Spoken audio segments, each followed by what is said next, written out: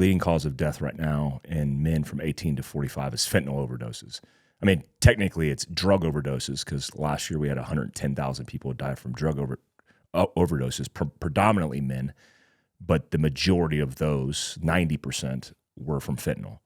Now, you can call it a fentanyl crisis, you could blame China, you could do all these things, but symptomatically, the root of the problem is, these guys are doing that. And if you look at every demographic of bad statistics, violent crime, suicide, all the bad, it's all linked to mental health. And then that mental health is rooted in, I think, a lack of purpose, a loss of purpose.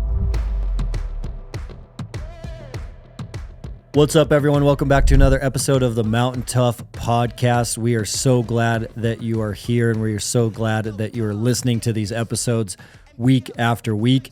It is our goal to bring you inspiring guests that help you take your life to the next level. They help you level up. They inspire you, encourage you, and allow you to live that abundant life and enable that always ready Mountain Tough lifestyle. If you are brand new to the Mountain Tough show and you haven't done so already, please leave us a review. Those mean so much to us, and they help these episodes get out to more people and share this message to more people. So by leaving a review, it helps the algorithm spread our show to more folks so that we can change more lives. So if this show is helpful to you and you have not done so yet, it would mean a ton to us and the Mountain Tough team if you could leave a rating and a review in the podcast store of your choice. That would be huge for us. Diving into the lab and currently what's going on with Mountain Tough product development, and the Mountain Tough team. We are cranking here in the lab, and we have a lot of exciting announcements for you guys to know about. One huge announcement is that Mountain Tough did kick off a campaign this year called Mountain Tough on the Road. So we will be traveling to geographic strategic locations with major brand partners so that the Mountain Tough team can train you where you're at. So I want to make sure you guys look at the calendar for some of these options to come and meet the Mountain Tough team and train with the Mountain Tough team. Our first one on the calendar is this week. It's December 9th. So if you are in the upper Northeast, we are doing our first Mountain Tough on the road with Sig Sauer right outside of their headquarters location. So that's in Exeter, New Hampshire. We will be really close to there. The registration details will give you the exact location, but that is our first Mountain Tough road of this year, Mountain Tough on the road of this year. So we will have about 75 to 100 people at that workout, and Sarah and I will be there all day leading you through a Mountain Tough style team-based workout to push your limits, turn those ceilings into floors, and there's going to be a lot of Mountain Tough app users there as well. So if you're looking to meet friends in your community and you live in the upper Northeast, make sure you check out Mountain Tough on the Road with Sig Sauer, December 9th in New Hampshire. Those are going to be amazing. We're trying to do those quarterly this year in geographic locations across the United States. So we'll be doing one in the South, in the Texas region later this year. We'll be doing one in New York City later this year. We'll be doing one in the Pacific Northwest this year as well. So depending on where you're at and where you're located at, make sure you keep an eye on Mountain Tough on the Road. It's a great chance to train together, work together, and meet the Mountain Tough team. Secondly, product development wise, there's a lot of new training programs that are going to come up on January 1st. So January 1st, we're launching a 4-day-a-week strength program with Mountain Tough coach Donnie Bigham. Donnie, strength is his baby. Strength is his passion. He is a world record holder in squat, deadlift, and bench for his age and his body weight. So he is a strength machine. He's created a Mountain Tough specific 4-day-a-week strength program. So if you're a Mountain Tougher that's been with us for a while and you've gone through postseason strength a few times, this is going to be a great option for you to switch and go through a new strength regimen and really take your strength baseline to a whole new level. That program, Mountain Strength, MTN Strength, is going to launch January 1. That'll be a phenomenal option for everyone out there training on gym equipment. For all the minimal gear folks, you're not going to want to miss the second program we've been working on a lot. The second program is Kettlebell Diesel. So Diesel is a strength and speed program using a kettlebell. So Kettlebell 20 was one of our most popular programs ever. It's an intermediate and elite level minimal gear training program.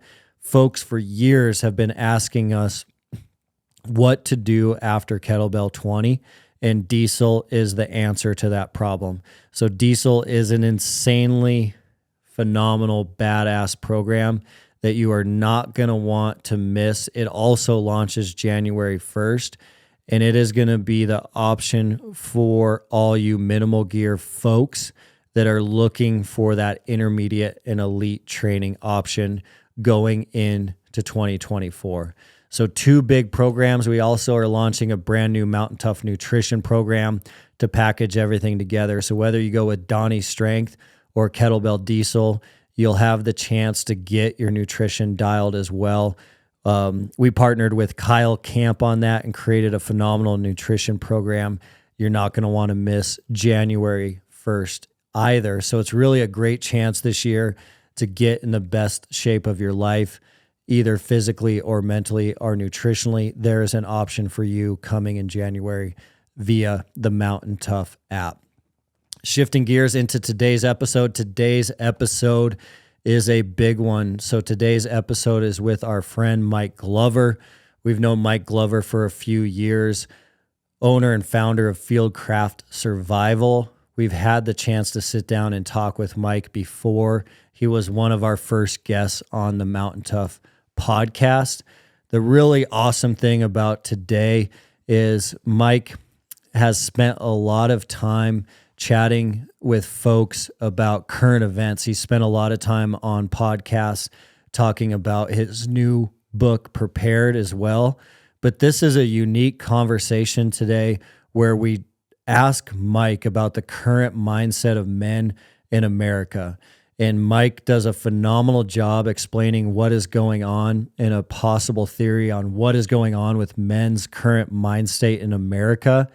And for any guy out there struggling, this is content you're not going to want to miss, as he really unpacks some methods and some practical approaches that you can apply to your life tomorrow to really add mission and purpose back to your life. So stand by as I dive into my conversation with Mike Glover. So you went elk hunting in Wyoming? Yeah, Gillette, near Gillette. Nice. In the middle of nowhere. How was it? It was amazing, but very difficult with 2 4-year-olds. I underestimated, actually. I thought I was prepared, but the prepared guy was not prepared. So you hunted with your twins? Yep, I took them. We had a cow tag in Gillette on a more structured hunt, because it's a ranch and it's 30,000 acres, but it's not fenced. This isn't like a reserve or preserve for animals. Mm-hmm. This is just oil and gas fields. And so I got a tag off that land for cow and cow elk, and said, hey, I'm going to use it as an opportunity to take the kids, because it's more controlled than a backcountry Idaho hunt, you know. Mm-hmm. But it was just as rigorous as a normal hunt. I was just dragging around the kids. I had the UTV that we had tethered to us, but where we were hunting, we couldn't access that area with a UTV. So it might as well have just been a normal hunt. Just hiking in. We hiked in. We had to carry the kids the whole time, me and my buddy CJ. And then we quartered the elk. I took half, he took half, and then we had to pack out with the kids. That is crazy. On our backs after I just had surgery, which is crazy. What did your kids think? They were in shock, man. So I've always integrated animals into their lives. Like when they were almost 2, they were bottle feeding baby goats, our baby goats, alpine packing goats. Since they were 2, they've been feeding chickens, getting the eggs, and understand that process. And then last year, I butchered a Wagyu steer on property. So they saw that whole thing. Like, they were out there feeding them with me in the middle of winter, and then we butchered them, and then we ate them, and they were part of that process. So they were understanding of the process, and they were sitting next to me when I shot that cow elk, suppressed. I had a 6.5 Creedmoor suppressed. Yep. But they were kind of tuned out until we walked up on the elk, and they were like, we might as well have been walking up on T-Rex. I mean, it was just like, whoa. And it was really cool to see them like light up like that. Yeah. That's a big adventure for those guys. At 4, yeah. Yeah. I mean, they'll I think when you look at dopamine, it's its effect on memory, where you see a lot of your memories tethered to dopamine spikes. Certainly they were spiking in dopamine. They were just like, whoa. Yeah. It was intense. And then there was a sleet storm that came through, so I had to maintain their body heat. And so at a couple points, I had to like drag them against a tree to get out of the wind, and then bear hug them to keep them warm. And I think those kind of moments and all the things that we did, they'll remember forever. Oh, yeah. Yeah. Yeah, and everything's so big when you're a kid. You go back to places you've been as an adult, like This parks. is tiny. Yeah, they're tiny. Yeah. That was a big adventure for Yeah, them. it was cool, man. That's real awesome. fun. And you're up in Bozeman at the lab, gonna swing by and spend some time with Clay and working on some stuff with Expedition Overland as well. Yeah. We have always been, as a survival position, kind of Trojan horsed in overlanding, because if you're recreating with your family and getting off grid, being a little bit more self-reliant in your vehicle, then that's all the things that we like to see, and setting yourself up kind of for reacting to disaster or being prepared. And so we've been at Overland Expo for years. I mean, I think it's been 5. This is our 5th year at Expo. And Clay, who I think is the foremost expert on all of this as education and content, he's been a good friend of mine since the beginning and has kind of mentored me in this space. And so we are thinking about, in your backyard, doing a survival hunt and overland expo, combining what I think is the same person. If they're a hunter, they don't know that they're into overlanding because they just haven't paid attention to it and how they set up their truck. They're kind of doing it, though. They're kind of doing it already. And so just bringing those groups together and then having an interactive expo where you can go to the Warren booth. If Warren's listening to this, I hope they come out. You can go to the Warren or Factor 55 booth. Factor 55 will be there. And see a winch, but then actually learn how to pull winch and set up recovery loops and different problem sets. That's the kind of thing that I want to do. And Clay's got a beautiful piece of land that's pretty remote here, and he's a perfect partner. So we're working through that. And then I wanted to see what you have in your backyard, and it's amazing. This facility is insane. Oh man, yeah, we're really lucky with the new lab, and I think that'll be awesome. A hands-on experience for people to touch and feel that stuff. I think will be game changer. Yeah. We hope you guys are out there, and I mean, even coming out and seeing, you guys and seeing practical functional fitness exercises. I want it to be family oriented. I feel like SHOT Show, obviously you're not bringing your kids to SHOT Show. And some of these expos have become really not what I would want to see for my family. I want to be able to take out my family for the weekend. And then if you fly into Bozeman, it's an interactive adventure. You're not leaving your kids and your wife back at the hotel room. They're interactive. They can see all the things they want to see as well. And I kind of want to do it that way. So we'll see how it goes. Summer next year is when we're thinking about doing it. I love that. We did the same thing with our big community event for Mountain Tough is called Tough Fest. And at Tough Fest, we wanted to solve, in a way, both of those same problems you just mentioned. One is making an actual event authentic, and then 2, getting kids and families involved. So the authentic side was like, we are going to invite some of these industry leaders into the lab, and you might be working out right next to that person on the same team as that person. So those folks are going to be here, but we're not going to be in a trade show environment where you're intimidated to talk to them, or it's just not natural because they're behind some booth and you're out in the crowd. So we tried to break down those dividing walls. So for example, at Tough Fest, you might be on a working out, trying to accomplish a goal, trying to win a mission on a team with like the owner of Go Ruck or the marketing director of Stone Glacier, or so we brought all those guys in, the same guys that you're going to see at shows, but they were just on the ground sweating right alongside everyone else. And it was awesome because I think that's where those real authentic relationships are built. Getting your hands dirty. Good for those guys' brand too, to interface like that. People aren't used to seeing that. For sure. It's like Jocko's gym victory. Like I was with him in the gym once, and some girl walked by and she was just like in shock. She's like, "Oh my God, it's him." It's like, this is his gym. Like he's here every day and he's working out. It's like, oh, that's really cool. Yeah. He's in there living that authentic life.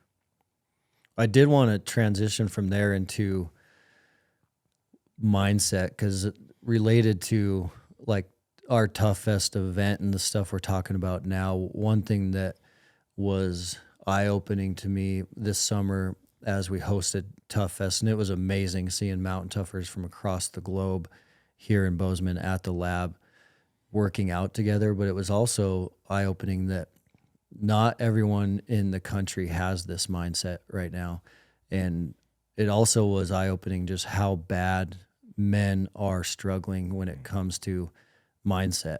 And it seems to be getting worse every day. What are you seeing from your side, Mike, in terms of American men specifically and the current state of mental toughness, resilience, mindset? And it's certainly connected to anxiety and depression. Yeah, I think, there's a few things there. There's symptoms of it, right? Like you said, anxiety, depression, suicide, drug overdoses. The list goes on. The leading cause of death right now in men from 18 to 45 is fentanyl overdoses. I mean, technically it's drug overdoses, because last year we had 110,000 people die from drug overdoses, predominantly men, but the majority of those, 90%, were from fentanyl.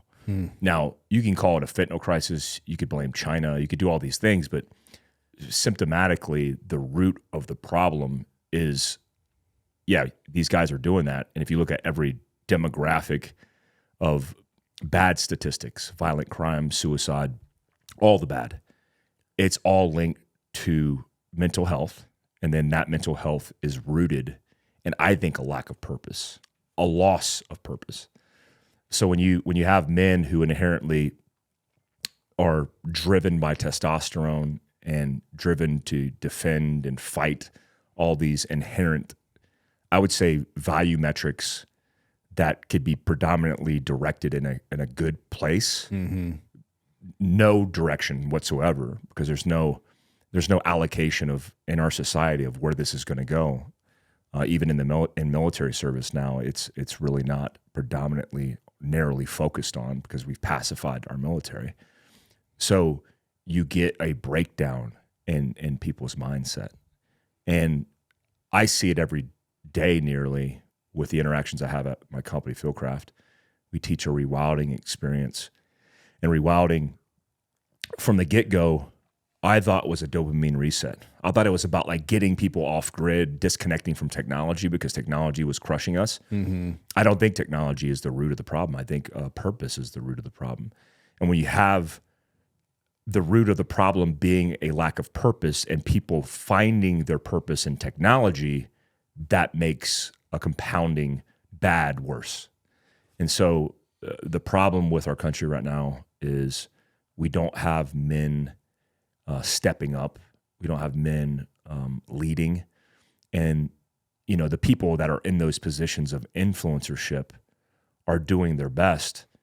But what do you do with a very toxic pool of people who are completely lost. And I see it in social media interactions. I see it obviously in comment sections. I see it in men's lack of ownership and responsibility and doing something. I hear it from women. I hear it from men.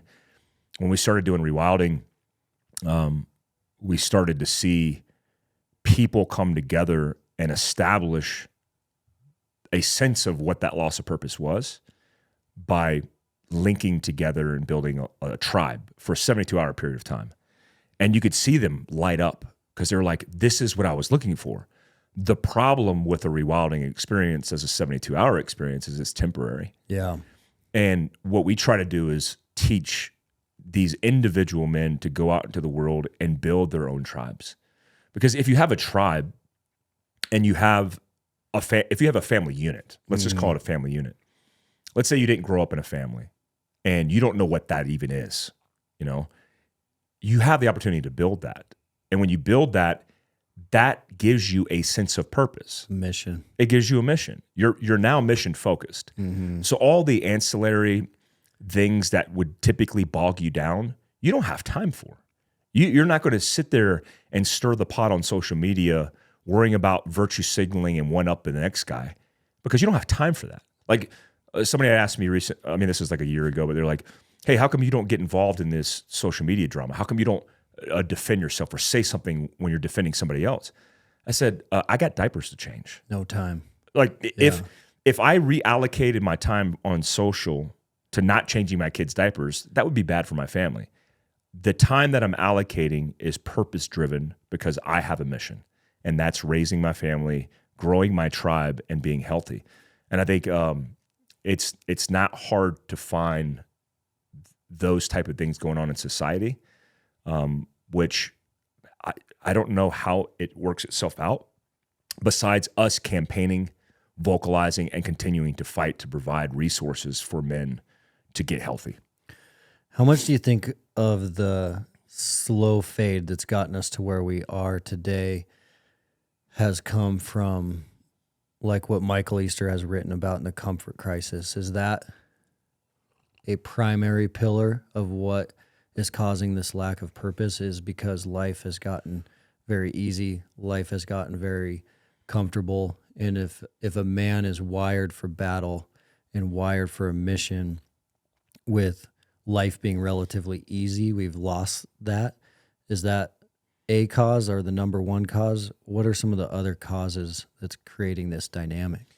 Yeah, that's part of it. I mean, I would venture to say that's a variable because, look, if the whole point of sovereignty, I would say, of working so hard, it's like you take the Spartan example, or you could take any civilization of warrior classes of men. When they fought. When they came home, they farmed. Right? They came back and they reassimilated themselves in society, and dragging their hands through a crop of wheat. When you have it so good, there should be a reallocation in your sense of purpose. Like every day I wake up and I'm fighting. I'm fighting to grow more security for my family, leaving I don't have to say legacy in the terms of like a virtue. I'm leaving behind tangible wealth for my children, which is security, so they don't have to be as burdened as I was. Not with an expectation that they'll just sit on their ass for the rest of their lives, but an expectation that now they have the tools where they don't have to survive. They can now thrive in something else with the allocation of their time. So the comfort crisis I buy into, but I also understand that men need to be educated on they do have it really well. What are they going to do with that opportunity? I mean, a byproduct of democracy and freedom in America is complacency, and men are complacent.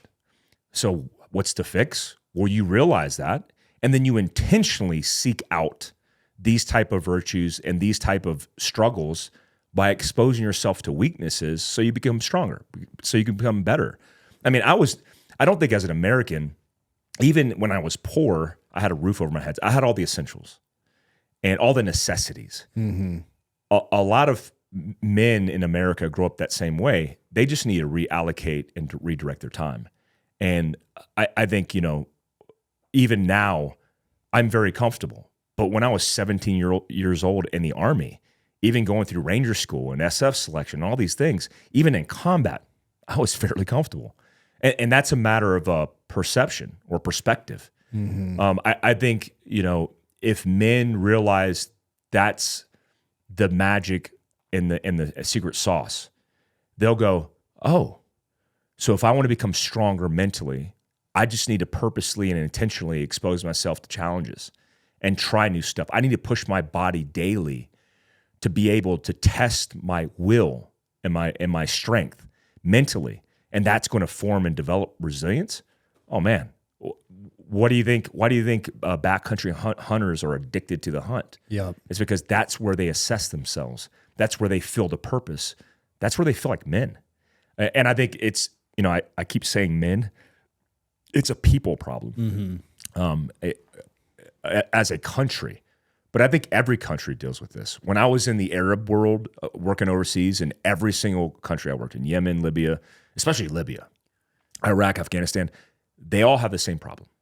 And the same problem is these men want purpose. When they're in the fight, oh man, they get that sense of purpose. But when they're out of the fight, they're lost. And I get it. I mean, that's by design. That's probably a human principle in survival.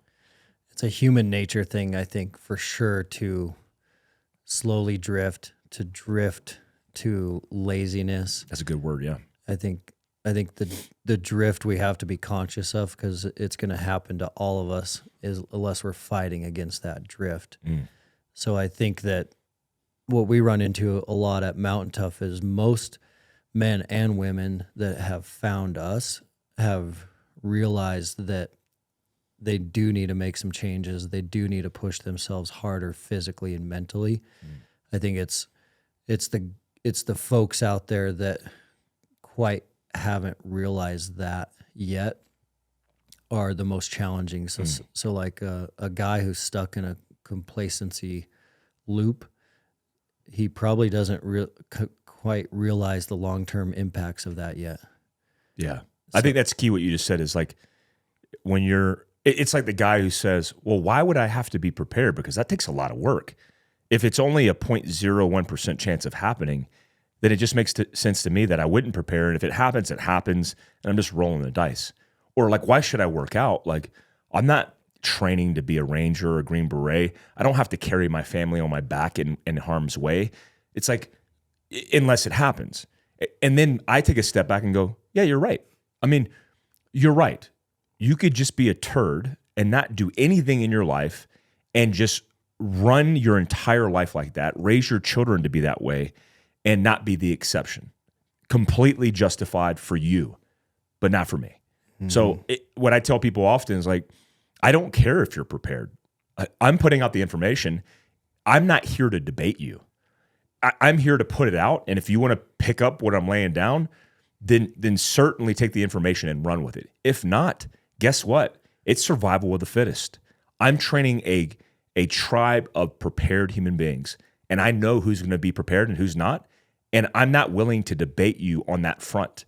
And so even when it comes to men and finding purpose, man, you could only communicate so much what you hope men will do. They have to take it or not. They have to pick up the sword. And if they're not willing to pick up the sword, then they'll just be killed by one. And it's like, and was it that dramatic? Yeah, certainly. It could be that dramatic. I mean, it could be a house fire on a Saturday afternoon that you weren't prepared for. And because you aren't prepared, you haven't come up with a plan, you haven't rehearsed, you haven't done any physical exercise.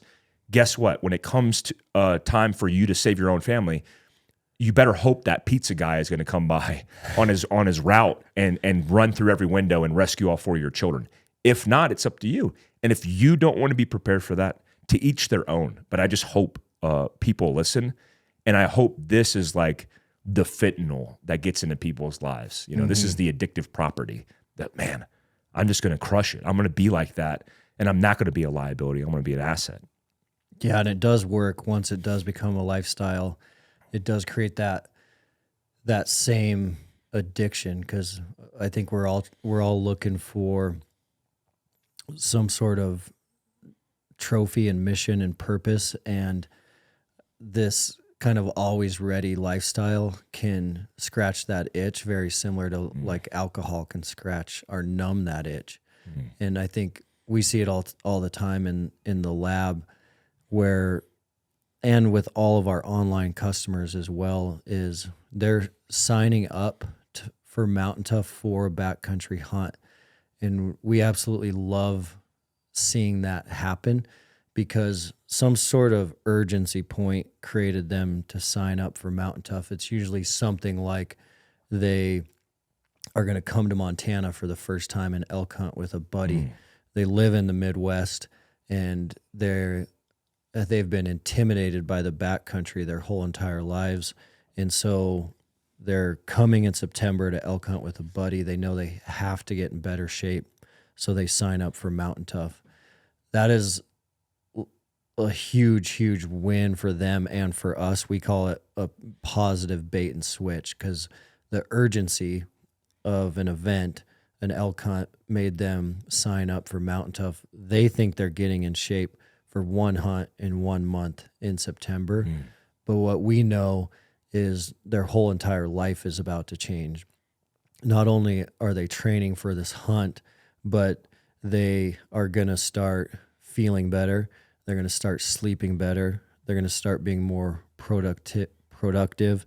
And this whole training window of 3, 6, 9 months is going to be the best 3 or 6, 9 months of their life, because they made that mentality shift. It was the urgency event that made it happen. But the hunt is not the most important thing. The most important thing is that they started in the right direction to change their whole entire lifestyle. And then it turns into a very positive snowball versus a negative snowball. Yeah. So that we absolutely agree. And a lot of folks will ask us in the lab, to your point, why are you guys training so hard? Why are you pushing yourselves so hard when you don't have to? And it's like, why not? I want to know what human beings are capable of. I want to know how far we can push this human performance envelope. And we only have this one shot. There's no second shot at this life, and it's a very limited amount of time we actually have here on this earth. And so we got to make every day count, and let's see how far we can take this thing. Yeah. It's a beautiful way to look at it, because the detriment of you not preparing for that hunt is you're just not successful. And then you go out in the mountain and it kicks your ass, and then you realize, man, maybe I don't want to do this. Or you have an epiphany and you go, I need to be prepared next time, right? And so I realized that quickly in Sawtooth in Idaho on a backcountry archery elk hunt. That was very difficult. And, I didn't hump out the last elk that I took in Wyoming far, but I just came on a surgery. I'm 30 days post 4 disc replacements, artificial disc in my neck. And despite not working out for a month, I was able to put on a 120 plus pound ruck, put my daughter over my shoulders in pretty austere environment, 10 plus mile an hour wind and a sleet storm, and hump out. And that's nothing, I'm not bragging about that. I'm just saying, like, even when I'm not at peak performance, I'm capable. And that's all we're saying. I think when you wake up and like a lot of guys come to me and say, Mike, I haven't served in the military. And I hate my position in this a lot, because I never want men to judge themselves based on their absence of service. Some guys, I don't even care what the reason is they didn't serve. Service in the military is one form of service. To me, service to your family is more important than service to your nation. I hate to say that, because I don't hate to say it. When I say it, it feels wrong. But now I've realized in my hierarchy of needs and my priorities in life, if you put the country and service before your family, then you have nothing when you return. You need to put your family first, always. God, family, first. when you don't have service and you beat yourself up because you didn't serve and you regret that every single day, and you literally have children that are in bed in your same house 50 feet from the pillow that you dwell on these things nightly, that's problematic because you should be waking up with a sense of purpose to drive that family, raise those children, and that's going to help the world more than picking up an M4 and going to war. I profoundly believe that the absence in men specifically and their lack of purpose is because they've bought into the idea that I'm going to be single and I'm going to get those days off my chest, right? You're not missing anything, I promise you. From a guy who ran the gamut of being single, you're not missing anything. I agree. If I would have done it earlier, I should have done it earlier. But building a foundational tribe from scratch with a relationship with a woman you love and children that are going to change this world is the most impactful and purpose-driven thing you could do. Do that. Focus on that. Make it a mission.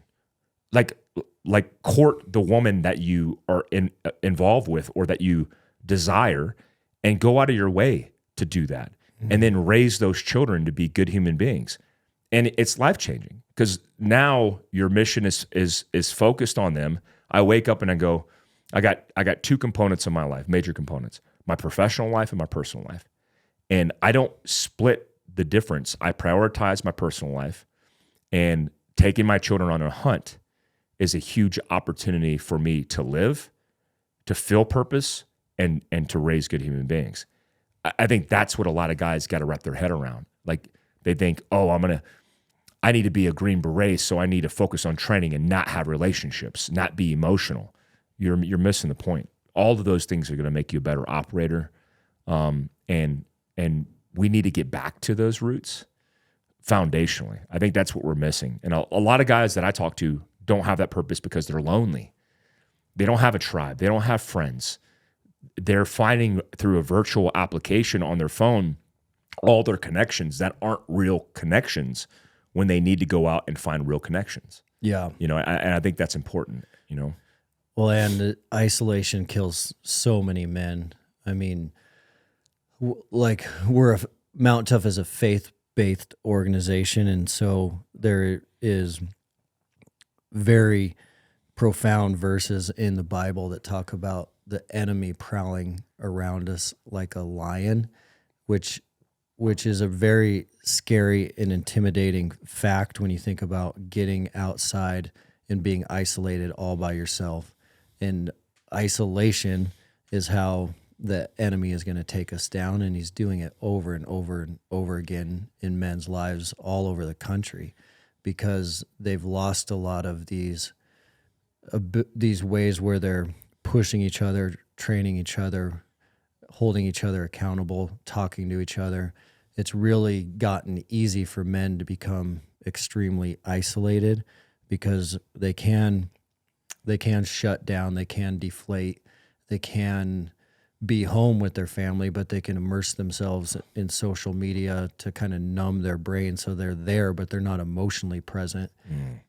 In the analogy that's always super helpful to me in that perspective is like the National Geographic African video that we've all seen. Like the lion is going to eat that gazelle that's isolated all out by itself every single time, and that is exactly what the enemy is going to do to us if we're not staying together as a tribe and as a pack. And your point about like the American family being the foundation of America's greatness is so true and accurate. Like our strong family structure prevents a lot of the issues that we are crossing the ocean to fight for and against all the time.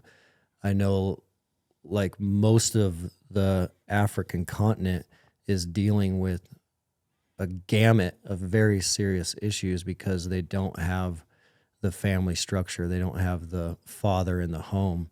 And the best thing we can do for sure is to protect that family unit right in front of us. Yeah. Yeah, I think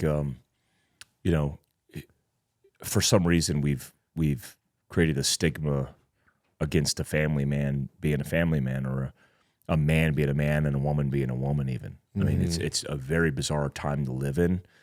But like you said, foundationally, it's within our control, and I think that's what we have to wrap our head around. And you'll find that sense of purpose, like you'll find it in God, you'll find it in your family, and then everything makes sense because that's the natural order of things. And when you fight, you don't have to fight the enemy in foreign wars. Your fight could be building resilience in your son and making sure he doesn't fall victim to all the world's pressures and commit suicide.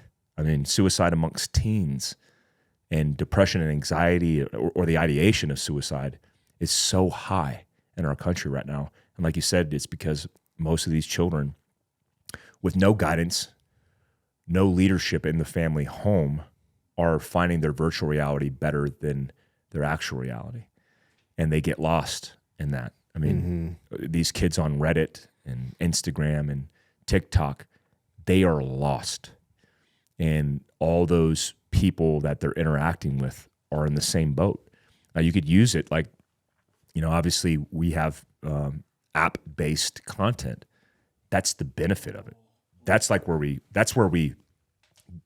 fight and get it back, because it's something positive. You go in, you do your workout, you get your academic experience and preparedness, and then you go out and crush the world.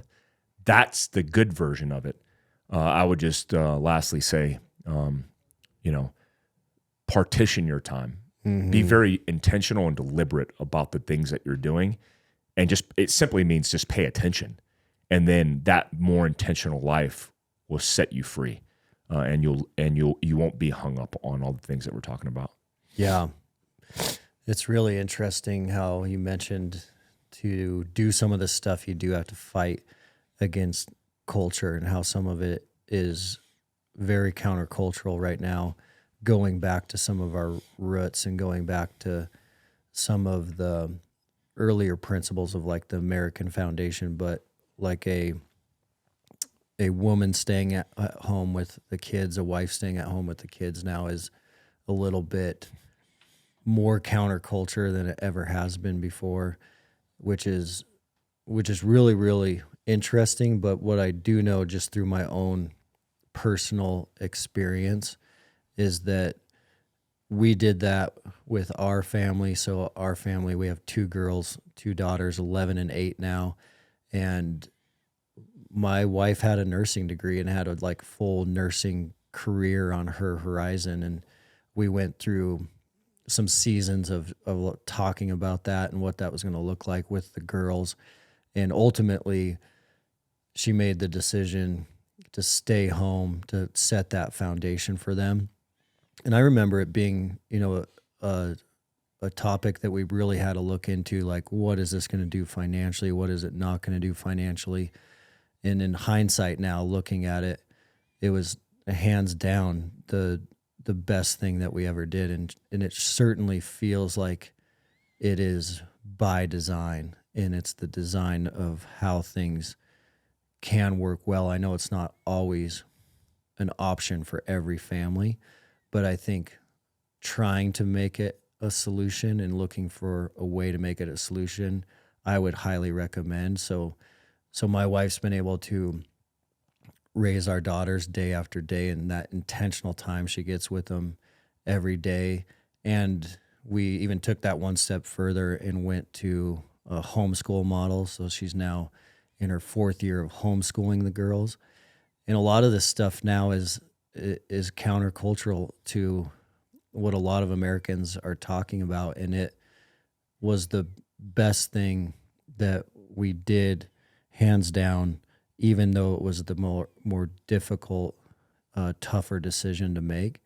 But we're big believers in that there's always a solution. There's always a solution if there's something that you want to get done and accomplish. But it also really helped with how we started this conversation, and that is keeping men on purpose and on mission. And I think that it's all intertwined. It's all connected, because me knowing that she's at home changes the perspective on my mission. And because now it's like, my mission is this has to work. I have to make things work. I have to find solutions to provide for this family that's at home. And so it tied it together really nicely on setting up our family structure, even though the world tells you not to do that sometimes. Yeah, it seems like the world's trying to preach to you the opposite, and all the algorithms favoring it. Your kid's academic experience shouldn't be outsourced. I mean, we talk about this outsourcing of everything in the name of efficiency and optimization, but how efficient and optimized is it? You outsource your security, your healthcare, your kids' education, the list goes on. The idea was to buy back that time. And when you buy back that time and then you reallocate it into social media or to some reckless cause that's not benefiting you, is it really benefiting you? You know, a child sleeps a third of its life, his or her life, and then the academic experience being 8 hours a day, there's another third gone. And so you're left with a third of your child's childhood that you get to, haphazardly part-time. I don't buy into that. And like, people are like, well, why do you want to homeschool? I don't trust the education system is the primary reason, but I also want to get back their time. I don't want to reallocate their time and send them to daycare, in air quotes, and allocate that to something else. I'll figure it out so I could spend that time with them. Oh, and guess what? It's more efficient because I could teach them the academic experience in 3 to 4 hours versus the wasted time of going class to class. It takes on an average 20 minutes for teachers to settle a classroom, and they have 30 minutes to do academics. And then they're off spending 10, 20 minutes changing periods. And then the bullying, all the things. It's like, is that efficient? It's like, no. And the argument that they're not going to be as social, well, guess what? My kids at the age of 4 are more social than kids at the age of 10 because they interact with adults. Yeah. The idea that somehow they're not going to be as socially active because they're participating with their peers, that I don't know their parents. Those kids aren't talking about developing and all the things that you would want them to talk about. So is that really affecting their social skills? I don't think so. I have that time and I'm getting it back. And at the end of the day, it's like the question of like, why would you take 2 4-year-olds, my twin 4-year-olds, hunting? I'm their father. That's why. And that's good enough. It should be good enough for you because it's good enough for me. And because the government, an institution, an educator, a counselor, they're not the father. I am. So I'll do what I want with my children. I'll lock them up in the house till they're 18 and raise those babies right because I'm their father. And so you can't convince me otherwise because you fell victim to propaganda pushed through some national media outlet talking about the effects of homeschool kids versus not. I see it every day in their real life because I'm a participant. Yeah. I'm not outsourcing it. And so when we talk about men and purpose, it's like, man, the first rule in military planning is like you plan based on establishing an objective, and then you backwards plan off of that, and you establish a timeline, and then you task organize. Task organizing is the most important aspect of crushing life together. When you're with a spouse, your team, you're participating as a team. And then when you're allocating each other's time and you're saying, hey, what can we divide and conquer on to make sure we do this right? I mean, if my spouse was willing to crush it and it made sense financially, I would be a stay-at-home dad, and that would be amazing. Why would you not want to do that? But again, for some reason, we've created this stigma around you're demeaning a person who has to stay home with their children. At the end of the day, you could see abstractly what happens when you don't distill, focus, task, organize, and divide and conquer. And the rest of the world is figuring that out in chaos. And who's not is Americans who believe in family values and principles and who are crushing it. And again, I keep saying this, like, I don't care what people do. I know what I'm doing. I'm giving you best advice based on experience and practice, you could take it or leave it. And if you leave it, I hope you figure it out, but I'm going to do me regardless. Yeah. And then the people around me are going to do them regardless. And that's to each their own. I'm not judging people for not doing it, but I know what works for me. And I hope people see the value in that and they go, maybe I'll try that. I can't imagine being single now. Like I hear from single guys and they're like, dude, it's rough. Single women as well. It's rough. Yeah. It's rough for people. It's interesting because I had heard a lot of the stuff that you just mentioned from you and others before we went into this homeschool endeavor, my wife and I.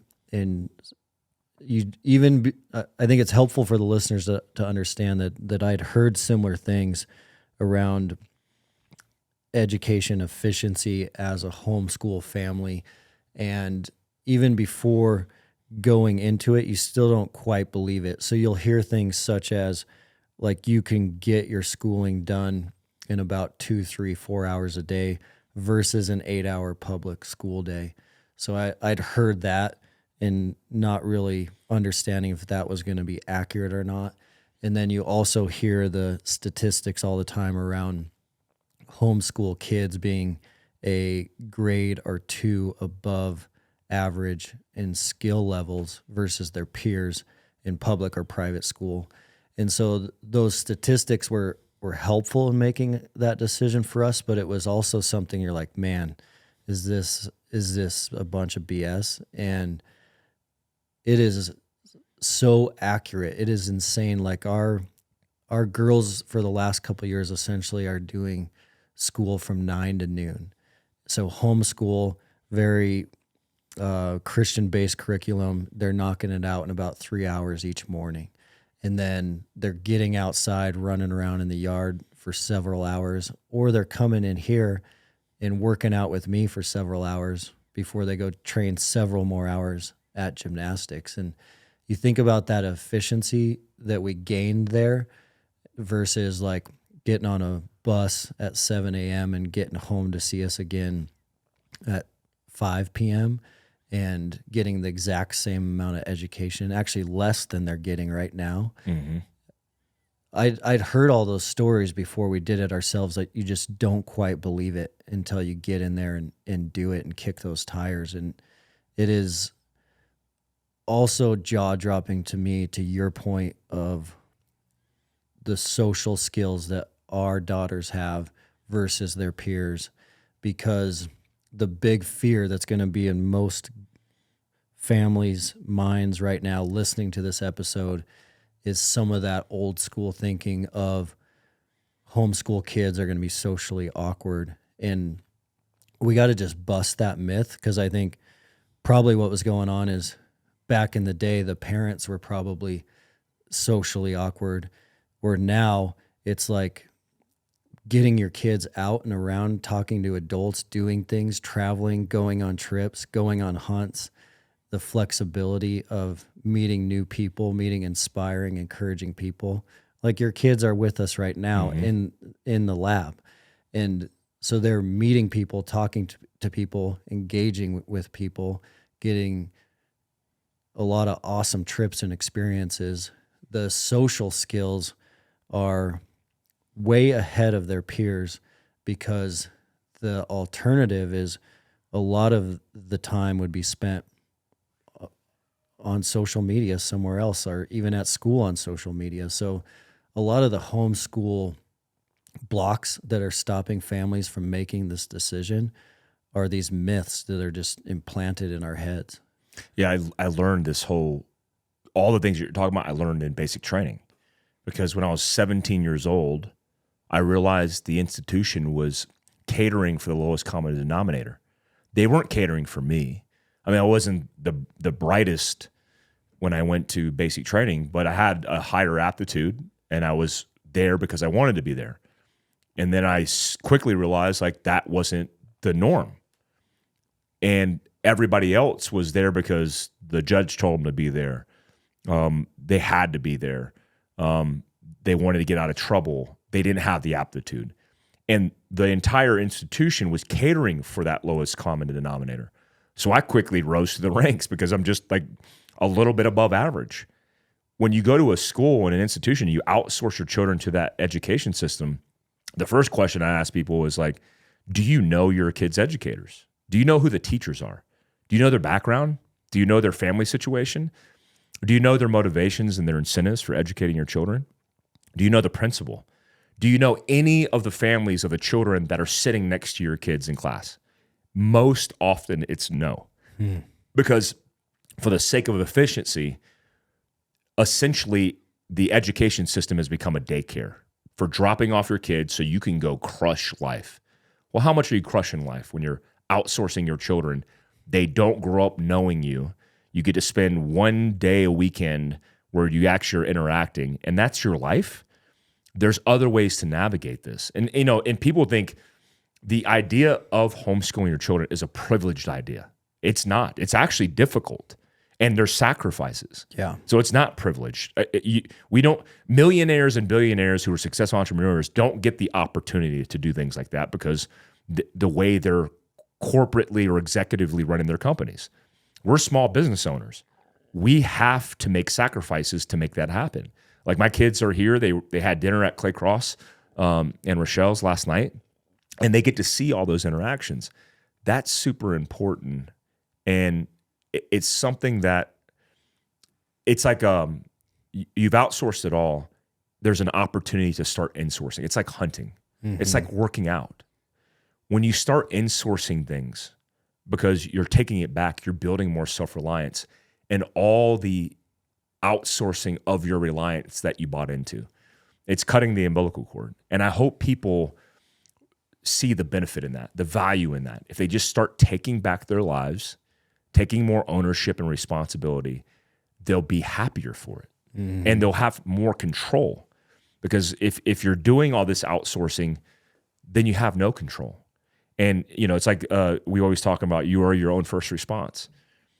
If you think first responders are going to be the ones to save you, they're going to be the ones to pick up the pieces. And given our societal issues, especially in densely populated areas where response times have lagged and increased, you, more importantly, in an analogy, but also literally, have to pick up your own. And you have to be prepared to react to pick up your own for you and your family. And I think that's important because we need to take back more reliance in our lives. For sure. Yeah, we're too dependent. Yeah. Yeah, and you wrote about the resilient mindset in your new book, Prepared. And I wanted to dig into that with you for a little bit because I wanted to, without giving the book away, I wanted to hear from you on how you define that resilient mindset. And then B, I wanted to dive into how some parents can start implanting some of the resilient mindset in their kids as well. So in your new book, how do you define the resilient mind? Yeah, mindset has many different takes. Because if I say, hey, build your mindset, it's like, what does that mean? I mean, tangibly, what I mean is like, how do I do that? And a lot of people don't have answers to that. Resiliency is about literally getting back to your feet and fighting through adversity. It could be, physically after you're beat to the ground, getting up one step at a time, but it could be figuratively too. It could be like, not every disaster is a short-term, high intensity disaster. Some of them have longer burns. It could be the cancer affliction by your family. It doesn't even have to be you.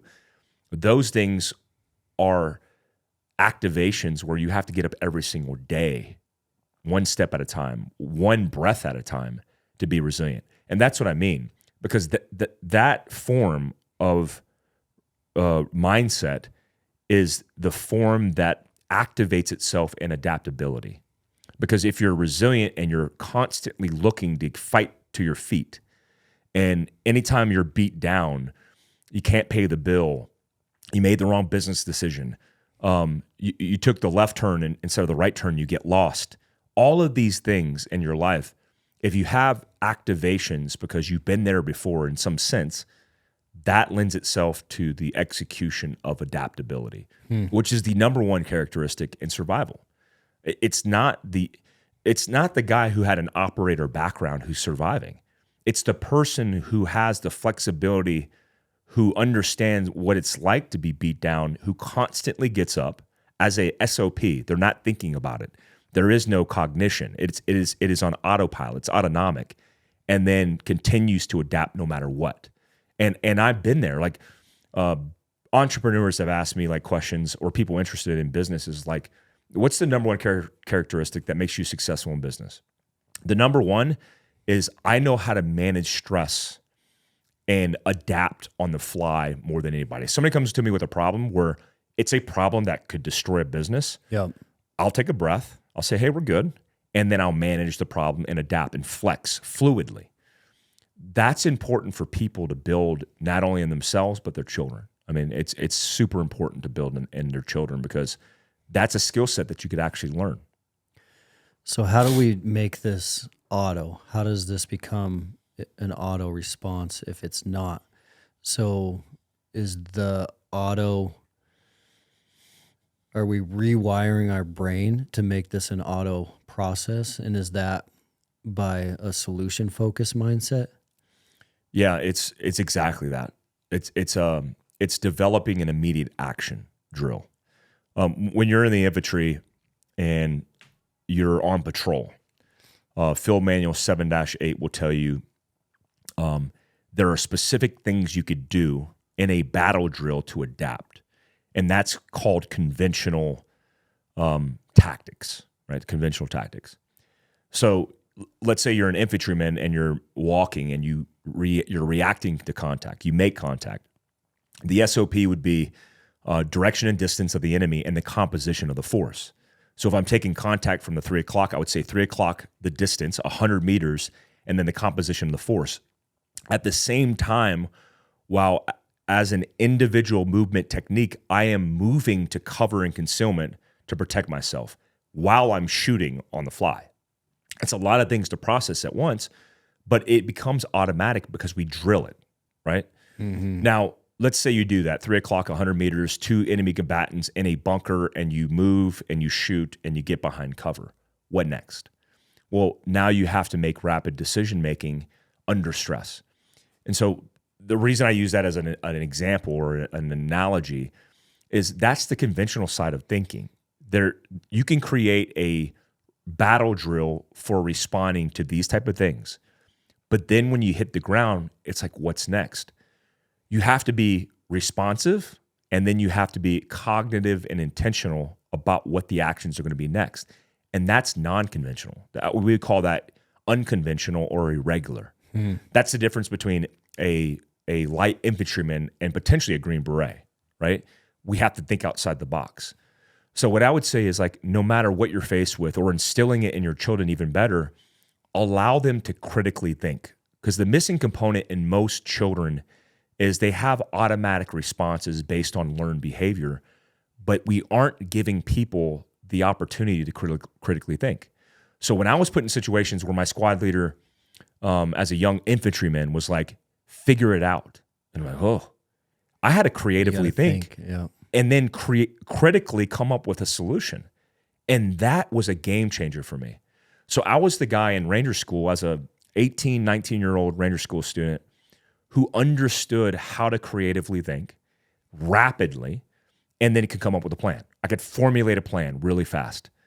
That, out of all the skill sets I learned, was my ability to be adaptable and resilient. Because the perspective or perception from the outside looking in is, man, that person is super resilient. Like they never get bogged down. When actually the method behind the madness is literally, I'm just a faster critical thinker, and I'm able to creatively come up with solutions and act. And so it's like, the guy's a good leader. That guy's he's a conventional and unconventional thinker. He thinks outside the box. Holy crap, that dude's really resilient. When all that is me able to think through problems and come up with solutions fast. So an example is my children. We're walking in the cold and they're shivering. I'm like, you're cold. What do we need to do? Because my daughter was on my back. And I put her down and said, listen, you have to walk, because if you walk, you're going to get warmer. You're going to warm up your core temperature. She's 4. And she's like, okay. She starts walking and she's like, Daddy, I'm warm. So I'm literally instilling her with the nuggets that are going to allow her to now have a solution through that. So that's the executive function of that. I'm giving her the learned behavior. Now we get to a position where we're inside of a tree and she's freezing. We can't walk because we're tucked up in the tree, staying out of the wind. She looks at me and she goes, Daddy, watch. And she marches in place. Oh, yeah. And I'm like, what are you doing? She goes, I'm getting warm. So now I gave her the learned behavior, the thing to do. I point at my infantryman as a team leader and I tell him to assault the bunker. But when he gets up to the bunker, there's obstacles to navigate. It's not as easy as he thought it was going to be, and now he has to switch on cognition. Now she's in the tree and she's going, oh, well, my daddy gave me the tool. If I just do this in place, I'm going to get warm like I was when I was walking. And now she's using critical thinking skills to think outside the box. We need both forms of that constantly instilled, and we have to be willing to expose ourselves to those challenges. You learn that through new skill sets as well. Like I tell guys all the time, like if you haven't hunted, go hunting. Because if you go hunting for the first time, the process of learning all these things is what's going to make you a better thinker, expose you to all these weaknesses and vulnerabilities, and make you more resilient as a human being. Yeah. It's not as simple as like, oh, I'm going to do the workout of the day and I'm going to be more resilient. It's like, no, there are things that you can go down in the weeds to become more resilient as a tactic versus a philosophy. How much of it is related to pessimistic attitudes versus optimistic? So if my goal is to be mentally tough and have a resilient mind, then I need to train that. Just like if my goal is to be physically tough, I have to do training. But if my opposite of mental toughness is mental weakness, instead of going solution focused, the opposite of that is going to go problem focused and just let that problem bog me down. Yeah, we talk about it in like your body being a byproduct of your mind, and your mind has the ability to chemically castrate your capability based on your mindset. With Winning in Mind, which is a great book on Olympic athletes, it talks about this a little bit as a reference. But like, let's say you're on a range and you're shooting a gun and you're not doing well. The instinct, the natural learned behavior is I'm not good enough, and shaking your head no. That's a pessimistic attitude. If you create a protocol to be optimistic by saying, you got this, man, no big deal, instead of defaulting to a learned behavior that's, oh, I suck, you're going to chemically benefit your body. And so now they're working in conjunction. It's mind and body in a loop instead of it just being a byproduct where you're just basically creating negative impacts to your body and its capability based on what your mind's thinking. And so I think it's really important that people recognize that in themselves, that what you say, how you say it, especially in your own narrative, is going to create the confirmation bias. I mean, you don't go out into the world. It's like I always tell about religious people of faith, which I certainly am. A person who sees an accident where some child dies doesn't see that accident and go, I'm questioning God now. There's no exception. This is something that's different. A child was killed. I don't believe in God anymore. A person of faith sees it and goes, what was the circumstance? Oh, a child died. Oh, if that child wasn't killed, then another vehicle, a school bus full of children would have perished. That's a miracle of God. They're looking for their narrative to be confirmed with evidence, reaffirming their faith. Mm-hmm. That's what we do as human beings. So if you go out into the world and you say, I suck, and you have a pessimistic attitude about your life and your position in it, you're not looking for counter arguments and evidence in your experience. You're going out into the world and looking for the evidence that everything you think is true. So you go out and say, that girl looked at my gut. I know I'm fat. She shook her head. She said something like, he's fat. And then the next thing you know, you believe you're that guy. Confidence. Your confidence is destroyed, your self-esteem and your mental health is affected.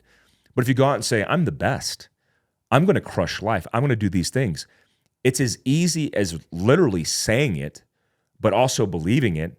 And then you go out into the world and you start looking for a confirmation of that. You start looking in the mirror and go, oh, I could see a little change in my body. I must be making improvements. Oh, I'm a pound down instead of a pound up. I must be making improvements. And I think a lot of people, when creating narratives, are cruel to themselves. We are our own worst enemies. And we tend to take cues from our world, which is natural, from our environment of defining who we are, instead of defining who we are in our head and then going out into the world with confidence. Lastly, I would say, imagine the Olympic athlete who's on, your children do gymnastics. They're on the balancing beam and they're about to dismount. And if they stick the landing, they get gold. If they don't stick the landing, they're not on the podium. You imagine the Olympic athlete, the moment right before they're about to stick it, saying to themselves, I don't know if I could do this.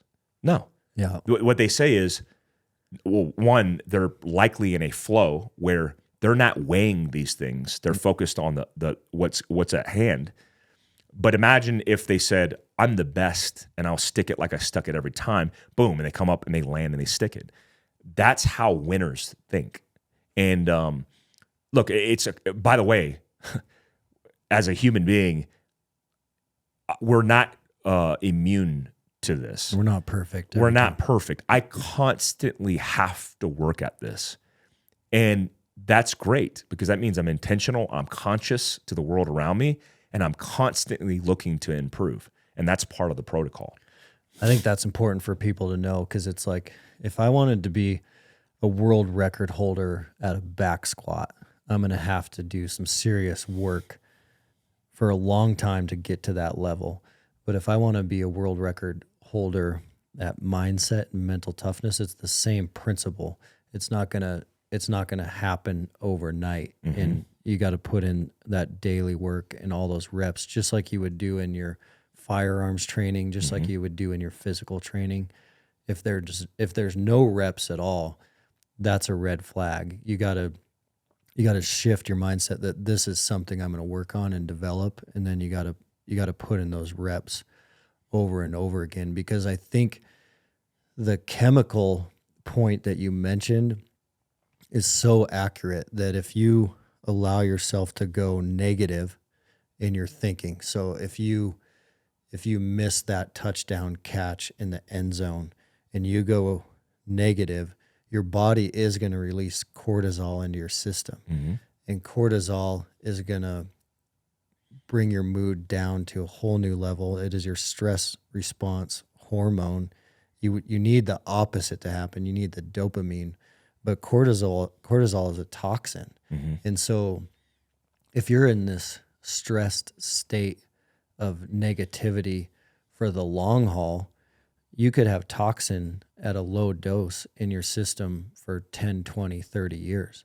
So the research out there now is that a negative, pessimistic person is most likely going to die 10 to 15 years earlier than an optimistic, solution-focused person. And it's because of that sustained cortisol release. It'd be like having a really low dose of a poison drink in your coffee every single morning for 10, 20, 15 years. And eventually that's going to catch up with you with cancer or something else. And so chemically, it is a real tangible thing that's going to happen. And solution-wise, you gotta shut that thing down right away, the negativity. But the only way that's going to happen is by rewiring your brain to have this solution-oriented mindset. And I think the only way folks can rewire their brain is by putting in the reps. And the reps have to happen, and they're going to happen in some adverse situations. It's like serotonin's released when you hug yourself. And it's like, what do you mean? Like if I hug myself, I could release positive chemicals? It's like, yeah, that's how easy and tangibly this is available to people. It's like when you work out, there's a reason why you feel good after you work out, because it's benefiting you chemically. And I want people to be kind to themselves, but also I want them to push themselves and get more involved in this kind of tuning into the body, because all the guys that are my peers, that are my friends, that's the secret.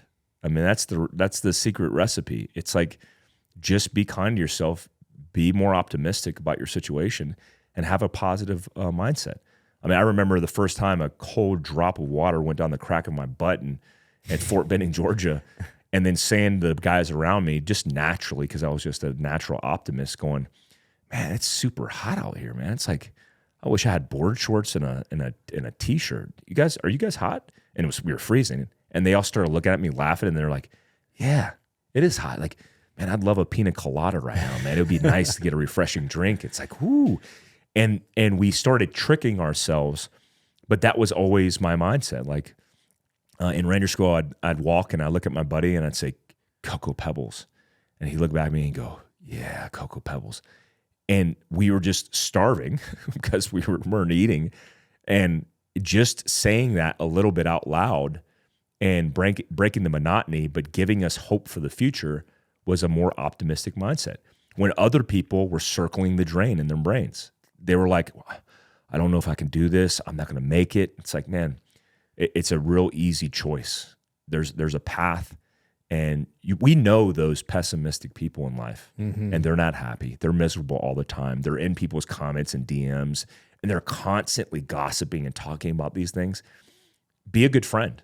Tell those people to stop, because it's learned behavior. That's all it is. They're just learning the wrong tactic. They're up. They see me, I'm down, when they should be behind cover and concealment. And I think if we create a tribe of more of those accountable people, then we'll be happier as a tribe together. I agree. Yeah.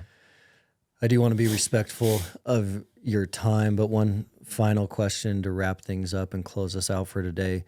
Circling back to where we started the conversation on men in America and their mindset, and guys out there right now that are struggling. So guys that are struggling, the depression, the anxiety, the addictions. If we have a listener now that's ready to get out of that rut, what are a couple things you would want to see them start doing this week right away? Number one is join the app, your app, Mountain Tough. I think when they start moving their body, they'll be happier. Involve their friends in that endeavor. Like Go Ruck, the magic behind Go Ruck has nothing to do with the ruck. It's like rewilding. It has nothing to do with rewilding. It has everything to do with building relationships with people and physically doing something difficult together. I would say pick up your Bible and start reading it, and get off social media. Disconnect deliberately. Take the opportunity to intentionally disconnect and create a protocol behind that. I only spend 30 minutes a day on Instagram, and I market on Instagram for my business. It's like, how do you do that? It's like, I do it very, very efficiently. Intentionally. Because the allocation of the rest of my day is more importantly served to my family and the people around me than it is a phone. So get fit, get healthy, find your faith and reestablish your faith, and then disconnect and reconnect interpersonally with the people that you love. I love it. Yeah. Yeah, we believe the same thing, and these are all connected pillars. The physical, mental, spiritual, emotional are all intertwined, and so you gotta sharpen each of them. And in training hard in a community, there's not much of a better way to get started. Yeah, and remember, guys, it's not a hobby; it's a lifestyle. We're not saying do this temporarily. This is something that you should commit to making your life, because everybody's watching, including your children, including your friends, and you could be the lazy group of gamers. And if you're the first guy to stand up and be like, hey, I'm going to change the culture, then you'll just be the healthy, fit gamers. Be the first to stand up, raise your hand, get off the bench and take action. And I promise you, people will see the results in you and make the change. For sure. Yep. Awesome, Mike. Appreciate it as always. Thanks you. for visiting the lab. It's awesome to have you here. Yeah, thanks for having me. Yeah.